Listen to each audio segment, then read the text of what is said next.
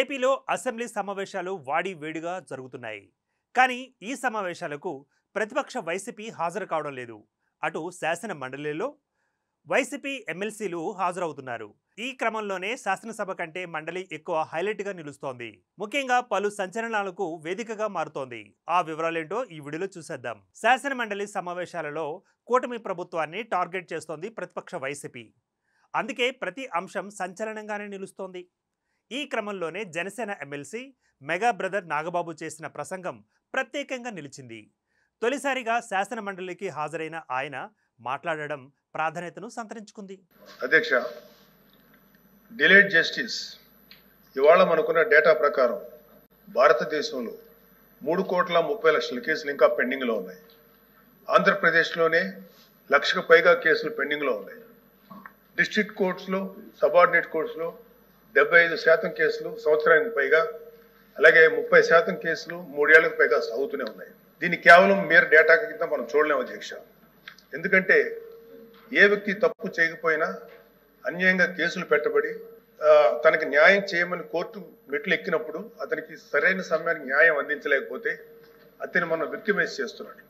అందుకే దీని మీద మనం దృష్టి పెట్టాల్సిన అవసరం ఉంది. గుంటూరు జిల్లాలో ఎగ్జాంపుల్ అధ్యక్ష, గుంటూరు జిల్లాలో రోజు కూలీ చేసుకునే ఒక సామాన్యుడు ఒక దొంగతనం కేసులో అరెస్ట్ అయితే తనకి లాయర్ని పెట్టుకునే స్తోమత లేక ఆ కేసులో కోర్టులో 6 సంవత్సరాల పాటు జైల్లో ఉండాల్సి వచ్చింది. చివరికి అతను ఏ తప్పు చేయలేదని కోర్టు తీర్పిచ్చింది. సో ఈ 6 సంవత్సరాలు మనం అతనికి ఎలా కాంపెన్సేట్ చేయగలుగుతాం అధ్యక్ష? దీనికి తోడు పొలిటికల్ వెండెట్టాతో పెట్టే కేసు, ఇది కేవలం ఒక పార్టీకి కన్ఫైన్ చేయట్లేదు అధ్యక్ష. రాజకీయ కక్షతో మన జ్యుడిషియల్ సిస్టమ్ని అధికారంలో ఉన్న కొంతమంది వాళ్ళ కన్వీనియన్స్ కోసం వాడుకుంటే లాని వెపనైజ్ చేస్తే చాలా మంది నిర్దోషులకి వాళ్ళ కెరీర్లో ఒక బ్లాక్ మార్క్ మిగిలిపోతుంది. గత కొన్ని రోజుల క్రిందట అనూహ్య పరిస్థితుల్లో మెగా బ్రదర్ నాగబాబు శాసన మండలికి ఎంపిక అయ్యారు. కూటమి ప్రభుత్వం విజయం సాధించడంలో నాగబాబు పాత్ర చాలా కీలకం. ఈ క్రమంలోనే ఆయనకు రాజ్యసభ పదవి ఇస్తారని అంతా అనుకున్నారు. కానీ సమీకరణాల్లో భాగంగా నాగబాబుకు అవకాశం దక్కలేదు. దీంతో ఆయనను మంత్రివర్గంలోకి తీసుకుంటామని సీఎం చంద్రబాబు ప్రకటించారు. కానీ నాగబాబు చట్టసభ సభ్యుడు కాదు. అందుకే ముందుగా ఆయన్ను ఎమ్మెల్సీగా ఎంపిక చేసి అటు తర్వాత రాష్ట్ర మంత్రివర్గంలో తీసుకోవాలని సీఎం చంద్రబాబు నిర్ణయం తీసుకున్నారు. ఈ నేపథ్యంలోనే నాగబాబు కొద్ది రోజుల క్రిందట ఎమ్మెల్సీగా ఎంపిక అయ్యారు. అతి త్వరలోనే ఆయన మంత్రి అయ్యే అవకాశం ఉంది. ఇదిలా ఉంచితే ఈ సమావేశాల్లో భాగంగానే మెగా బ్రదర్ నాగబాబు శాసన మండలిలో అడుగుపెట్టారు. ఈ సందర్భంగా కూటమి పార్టీలతో పాటు వైసీపీ సభ్యులు కూడా ఆయనకు శుభాకాంక్షలు తెలియజేశారు. మొదటిలో సైలెంట్గా ఉన్న నాగబాబు తాజాగా ప్రసంగించారు.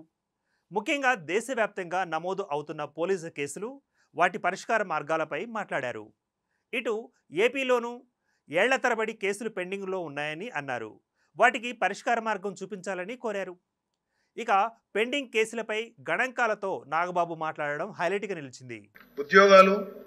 ప్రభుత్వ ఉద్యోగాలు అప్లై చేసుకోలేరు. ప్రైవేట్ సంస్థల్లో ఉద్యోగాలు అప్లై చేస్తే బ్యాక్గ్రౌండ్ చెక్లో ఫెయిల్ అయిపోతున్నారు. పాస్పోర్ట్ సీజ్ చేసినప్పుడు పాస్పోర్ట్లు కనుక సీజ్ చేసే పరిస్థితుల్లో అక్కడ కూడా వాళ్ళని హోల్డ్లో పెట్టేస్తారు. అలాగే సీజ్ అయిన పాస్పోర్ట్ ల్యాప్స్ అయ్యి విదేశాల్లోకి వెళ్లాల్సిన వాళ్ళు కానీ, వాళ్ళ తల్లిదండ్రులని, వాళ్ళ పెద్దవాళ్ళని కొన్ని ట్రీట్మెంట్స్ కోసం విదేశాలు తీసుకెళ్లవలసిన వాళ్ళు కానీ వాళ్ళ పాస్పోర్ట్ సీజ్ చేయడం వల్ల చాలా ఇబ్బందులు పడుతున్నారు అధ్యక్ష. వీళ్ళకి జరిగే నష్టాన్ని మనం కాంపెన్సేట్ చేయలేం. Just because they are political involved we cannot make them scapegoats. ఇలాంటి ఫ్యాబ్రికేటెడ్ కేసుల వల్ల చాలా సమస్యలు ఉన్నాయి అధ్యక్ష. ఇలాంటి ఫ్యాబ్రికేటెడ్ కేసెస్ వల్ల జెన్యూన్గా విచారించాల్సిన కేసెస్కి ప్రయారిటీ ఇవ్వలేము అధ్యక్ష. న్యాయం కోసం కావాలని అడిగే సామాన్యుడికి మన న్యాయ వ్యవస్థ మీద నమ్మకం లేకుండా చేస్తున్నాం.